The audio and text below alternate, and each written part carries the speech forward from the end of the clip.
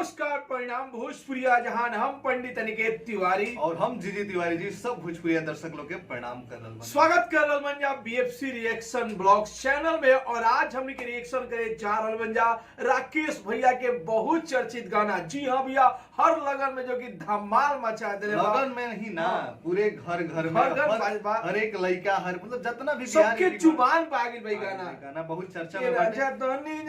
70-75 million के करीब में 86 मिलियन बहुत जल्दी 100 मिलियन के क्लब और भैया ये कहल जाला कि करत करत अभ्यास। तो भैया आप लोग बता दी कि पिछले 14 साल से राकेश मिश्रा जी जो कि एक गाना में लागल बड़े उनका लाइव के सबसे हिट गाना हो चुकल बा ए राजा तनी जाई ना बहरिया। जी भैया हर जगह बाजेगा। इनका के कब से आदमी नहीं खे देखा जब पवन सिंह के गाना हिट होत रहे, जब खेसारी लाल यादव जी मार्केट में ना आई तब उनका गाना भैया कि हमारा छोटकी के ले बजाने दादा। हमारे छोटकी के ले बजान हो मिश्र कौन कौन बहुत सारे गाना है बहुत जगह कि पानी में अब चाबो गुड़ही बतासा हो चैत में रहे, लेकिन एगो अलग अंदाज बा। इनकर एगो एल्बम आई है ओहो आरा में आके देखे से कुछ गाना होना रहे बहुत ज्यादा वायरल होई रहे। तो ओकरा बाद से स्ट्रगल करत करत और भैया जो कि लाइव भी आई रहन, बोल रहे कि बहुत लोग हमारे टॉर्चर केलस हमारे के नीचे गिरावे खातिर, लेकिन आप लोग के प्यार दुलार जेकरा मिल जाई भैया ओका के केहू ना गिरा पाई। और आप लोग प्यार दुलार बरसा रहल बन जा ए राजा तनी जाई ना बहरिया पर तब रिएक्शन कइल जाओ। तो डिटेल बता दे गाना के ए राजा जाई ना बहरिया, सिंगर बड़े राकेश मिश्रा जी और लिरिक्स के बारे बतावा। शुभकांत कुमार जी और सोनू सरगम जी लिखले बारे और ये गाना में म्यूजिक देले बारे एडीआर आनंद जी। बहुत ज्यादा समर सिंह के जितना लाइव हो आवेला धोबियाला उस सब एडीआर आनंद दे देवेले। ये गाना के कोरियोग्राफर बारे चंदन जी, वीडियो डायरेक्टर बारे पंकज सोनी जी और राकेश मिश्रा जी के साथ में कौन बड़ी गाना में उनका एक्ट्रेस मधु नाम है, लेकिन ये लिखल हो पूरा नाम त्रिशाकार, मतलब यानी उनका पूरा नाम मधु। ऐसे मधु फेमस बड़ी वीडियो डायरेक्टर पंकज सोनी जी बड़े। और आप लोग बता दी भैया कि भैया भी गाना गावेले। जीजी तिवारी जी नाम है इनका। नया साल के गाना के ऑडियो और वीडियो भी आ गई बात जीजी Tiwari ji official YouTube channel पर। और गाना के डिस्क्रिप्शन में लिंक भी दे रखे बन जा, एक बार आप लोग जाके जरूर देखी जा, आप लोग जरूर ही पसंद आई। आप लोग खातिर जितना होला रिएक्शन लेके आवत रहनी, जितना न्यूज रिएक्शन ब्लॉग सब कुछ लेके आवत रहनी, तो आप लोग भी सपोर्ट करी जा। और आप लोग को पता बागे जो पहले हमने के रिएक्शन चैनल रहे तिवारी ब्रदर्स नाम रहे, फिर बीएफसी रिएक्शन भाई, तो चैनल पे बहुत भाई लोग शिकायत आवत रहे कि नोटिफिकेशन पहुंचत नहीं है और कुछ टेक्निकल में कारण भी भइला। यही से ये नया चैनल एगो बीएफसी रिएक्शन और ब्लॉग कर दिहल गेल बा। ए चैनल के खूब ज्यादा सब्सक्राइब करी जा। अब चलिए शुरू कर बता देनी वीडियो को तो ज्यादा से ज्यादा शेयर ताकि चैनल और भी बढ़े। और इंस्टाग्राम पे बीएफसी रिएक्शन और ब्लॉग के फॉलो करी जा, फेसबुक पे पेज भी बाटे ओकरो के लाइक करी जा और शेयर करी जा, ओ पे भी आप लोग के वीडियो रेगुलर दिहल जाई। और बाकी हमारा ऑफिशियल चैनल के सब्सक्राइब करी जा। चलिए भैया रिएक्शन शुरू करी जा।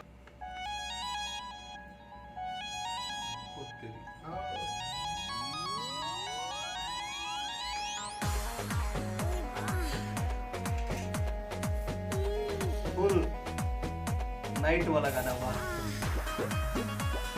जी बढ़िया लगा। शादी भी वाला गाना नहीं तो कुमार बने जा के कुमार बा जो शादीशुदा वो कमेंट करी बताइए।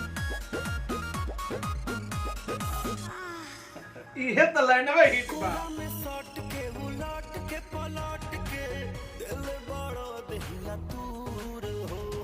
बढ़िया पंकज सोनी जी फिल्म में बड़े गाना के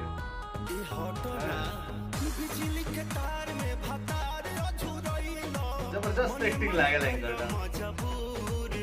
डांस करे में मजा आता है गाना सब बढ़िया। तेरा जतनी जाई बहरिया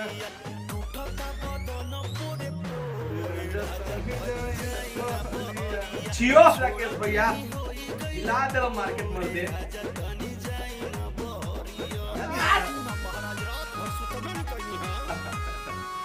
गाना फुल एंटरटेनिंग मजेदार बटे, सुने में अच्छा लगा। नॉन वेज जोन कहा जाला ज्यादा नहीं खराब बा। गाना इतना बढ़िया फिल्म आवल गई बा कि खाली देखा तो देखा ही का मन करता। कोई जरा तो कोको बार देखो तो ये लोग कोको बार देख ले बन जा जरूर कमेंट में। स्मार्ट बड़ी लगे एकदम हैंडसम। नया चोली के खोली तू बनावला खेलवना जा नाश कर देला। लड़का होन करा थोड़ा सा लिपसिंग का बड़ा रहल बा। नया तकिया बिछावना नया चोली के खोली तू बनावला खेलवाना नया खा गेल बड़ी मधु जी हैं। हाँ भाई के लाइक करेला बताइम जा कमेंट में मधु जी के। तोड़े रजतनी जाइना बहरिया कमाल के डांस बजियो। छोड़ा दी होई गई कोची ठुमका लगा था ने सुन के लास्ट में। गाना में सब कुछ बढ़िया बा। फुल एंटरटेनिंग गाना बा, नहीं ज्यादा ट्रेनिंग होके चाहे ना के देखे लायक बा, सुने लायक बा।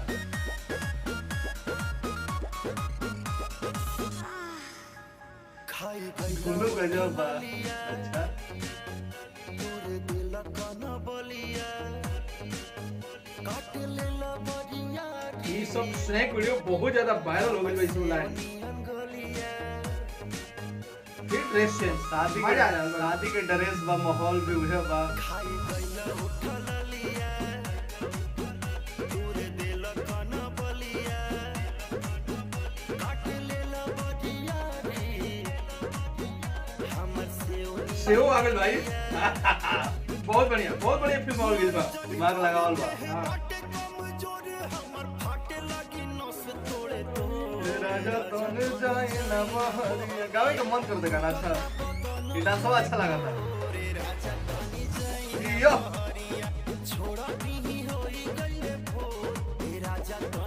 ये अमन जोड़ा देखे गाना के। देखिए वो लॉकडाउन से ज्यादातर मेटल जो हिट भइल बा पति पत्नी वाला, पवन सिंह के मीठा मीठा बैठे दर दिया, मौगी खेले पबजी, खेसारी लाल यादव जी के ई गाना सब पति पत्नी में जो बड़ हिट भइल बाड़े सब।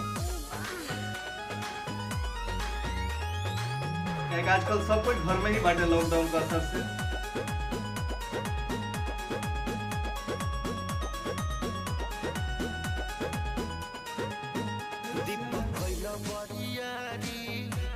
तीन अंतरा के बाद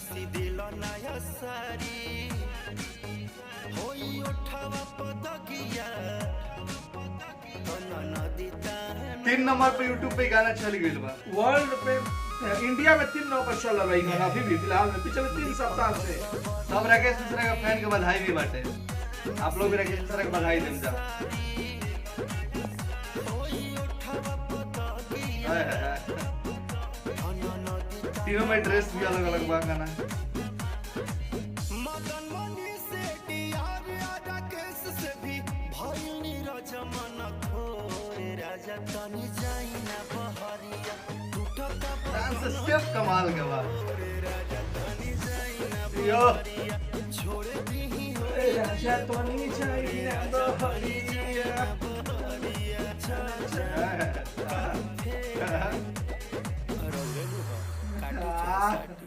बहुत बढ़िया। चलिए गईले है ना रुकले है। तो गाना जोन बा भैया खूब मजेदार गाना बा। क्या कि देखी जोन गाना बा आदमी कान में सुन नहीं बा, देख नहीं बा, वीडियो जोन गाना देखल और हटे। और ये बात कहल जाला कि नेवर गिव अप, तो उहे राकेश मिश्रा जी हार का मत मत माने। देखने पड़ा। हाँ शायद बहुत ही सिंगर के इंस्पिरेशन भी बन गेल बड़े, आजकल मोटिवेट भी कर देले बड़े। और आगे कितना साल से लागल लागल रहा, रहा। आज आखिर हिट हो गेले मार्केट में। जानत सब कोई रहे लेकिन मानत आज केहू ना रहे। मान भी लिहल। हाँ भाई दम बाटे। और एक बाद बैक टू बैक कई गो गाना हिट भइल। और देखल जब देखिए मिलियन में तो 100 मिलियन 50 मिलियन कतने जाता, लेकिन जो यूट्यूब के एगो ना होला कि धरती पर जमीन पर हिट होकल। हर गली गली में ये गाना बाजल बा, हर शादी अब तक बाजतो बा व्यूओ में पीछे नहीं थे, यूट्यूब के ट्रेंडिंग लिस्ट में चल चल भी गई, रहा बा। सब कुछ में ही हिट मतलब कि प्यार बहुत ज्यादा मिल रहा है भोजपुरिया दर्शक के। ऐसे ही आप लोग देख रहम जा। और बात की जाओ गाना के वीडियो के बारे में, तो बड़ा ही बढ़िया तरीका से गाना के फरमावल गेल बा। जौन के आजकल भोजपुरी में आ रहल क्वालिटी एगो और बढ़िया चीज बा, बाटे। हर चीज के ध्यान रखल गेल बा कि ठीक बा भैया मर्द मेहरारू के कॉन्सेप्ट बा, बट उतना भी नहीं देखावल गेल जिसे पूरा लोग अश्लील कर देवला हाँ, जतना हर नहीं चीज है। के पर्दा में रह के वीडियो के बनावल गेल बा और ड्रेस देखी तो चार पांच वीडियो बच्चे देखे होइल बा। में कहीं अश्लीलता के अश्लील ना ना लगल मतलब चुभत है चुभत, हाँ। मजा आइल आदमी देख सकता पर्दा में रख के पर्दा में बनावल रख गेल बा हाँ, मतलब ठीक काट बाटे। लेला तू गलिया या सेव दे दे बा तो सब सेंस बड़ा ही जबरदस्त वीडियो के सब लागल हाँ। डायरेक्शन दी के तारीफ करे के कमाल बाटे। के बाटे देखियो अबे हाँ। अभी ऐसा गाना बा कि एकरा बाद कुछ बोललो बेकार ही बाटे बोललो पे भी लोग एथी कही तो बोले लायक गानवो नहीं के जबरदस्त बाटे बाकी आप लोग रिएक्शन कैसा लागला जरूर बताइए बताइए जा। इंस्टाग्राम फेसबुक पेज पे लाइक करी जा फॉलो करी जा और यूट्यूब चैनल अभी नया बा ऐसे करा के ज्यादा से ज्यादा शेयर करके बढ़ाई जा सब्सक्राइब करी जा ज्यादा से घंटी ज्यादा। वाला बटन जरूर दबा लीजिए कोनो भी रिएक्शन डाली जाए आप लोगों के पास सबसे पहले पहुंचे और अपना भाई जीजे तिवारी में प्यार बने रह जा लव यू मिलत अगला रिएक्शन में बाय तब बाय तक के लिए जय भोजपुरी ध्यान रखी जा